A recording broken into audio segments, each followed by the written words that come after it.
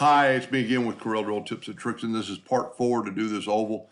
And you really need to watch part 3 at least to figure out what I'm doing here. So instead of rotating this line all the way around and then deleting the lines, we can just take our virtual six. So I've just rotated it 9 degrees, and I can just do this.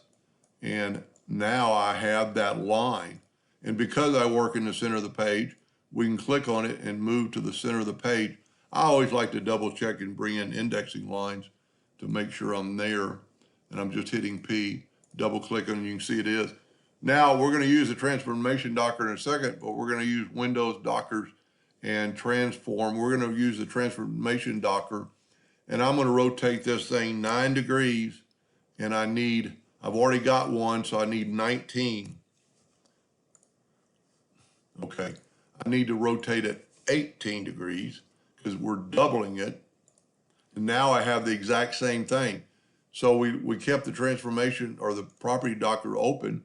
We'll grab these, just select them all and make them a 1/2 inch wide and then give them round end caps.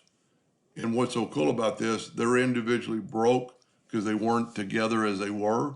So now you have, and just so you don't have to do anything, left click. Well, we do have to convert them to an object because it still is an outline.